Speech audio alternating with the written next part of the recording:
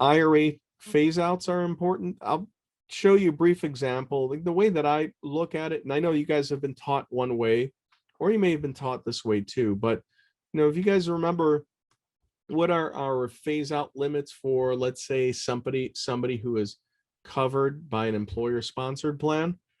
Someone who's covered by an employer sponsored defined contribution plan is either making a contribution on her own, she's getting matching contributions or non-elective contributions, or she's getting forfeited dollars. Somebody left the company before they were fully vested, and the company has to use that to reduce expenses of the plan. And expenses of the plan obviously can mean the contributions that are required by the employer if they have such a plan set up. And so let's say somebody is covered by a plan. We have got a phase out range, and this is given to you on table G, but the phase out range is $105,000 to $125,000.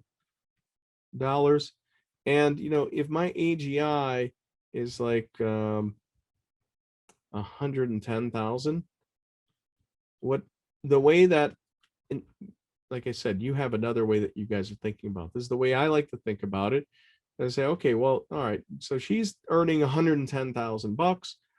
Here's the bottom end of this phase out range, and I like thinking about phase out range as like almost like a danger zone. This is an area that, or a zone that we get into, we're gonna kind of have some negative consequences.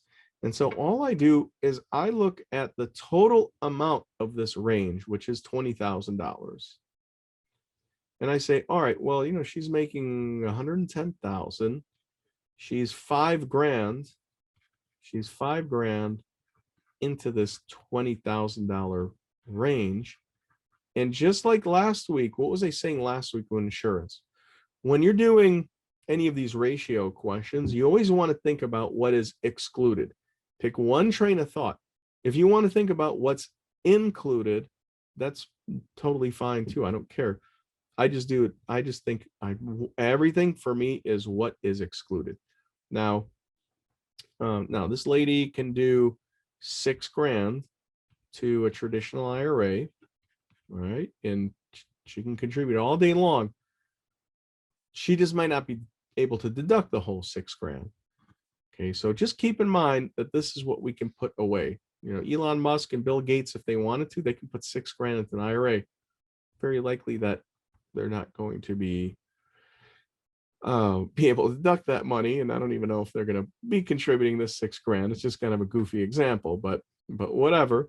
But look at what happens to her here. She's making the 110. She's entered into this like danger zone again, or this reduction zone, by a matter of $5,000. Now 5 out of 20,000 is 25%. So what we are going to exclude is 25% of this number cannot be deducted if she indeed deducts the whole $6,000, or if she's 50 or over, or if she's 49 and will turn 50 this year, it's going to be 25% of $7,000 will not be allowed as a tax deduction. But she can certainly put in $6,000 or $7,000, whatever, up to the limit that she wants, and and all is well there. Okay, so we're calculating, in a sense, this is an exclusion ratio. Now, what you guys are going to watch out for is, we've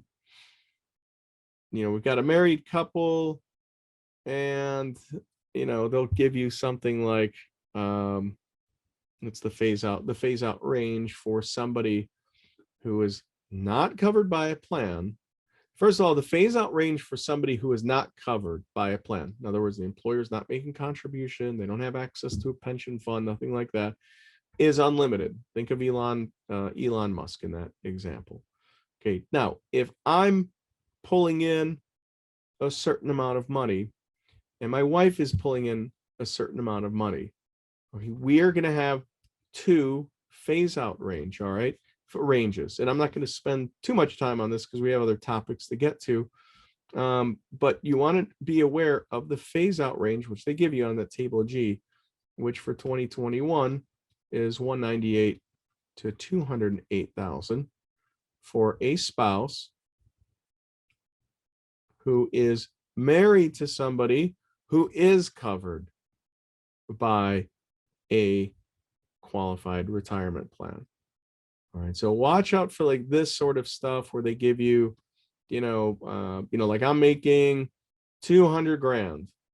Okay, so I've entered into the danger zone, right? This danger zone is the spread of this is 10 grand.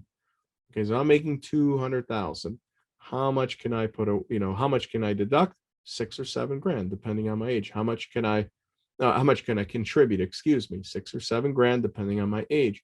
How much can I deduct? Well, what portion, to what degree have I entered into this $10,000, phase out zone? And, my wife is working and she's making, no, they could be sneaky about it. I'm making 200,000 and she's making, oh, look at this. What are the chances? She's making $197,000. What they're trying to lead you toward is that, yeah, like, in my case, I'm going to, for 20% of the contribution amount to an IRA, I just can't make, I have to exclude that as a deduction, or I can't deduct 20%. But my wife is basically making what I'm making, and they're going to try to trick you into, or at least try and do like a sleight of hand and make you think that, oh, well, she's under this 198, she can deduct the full amount. And that's not true, because then because she's covered by a plan, she's kind of limited, not kind of, but she is limited by this phase out range here. Okay, so phase out stuff, you got to definitely know that.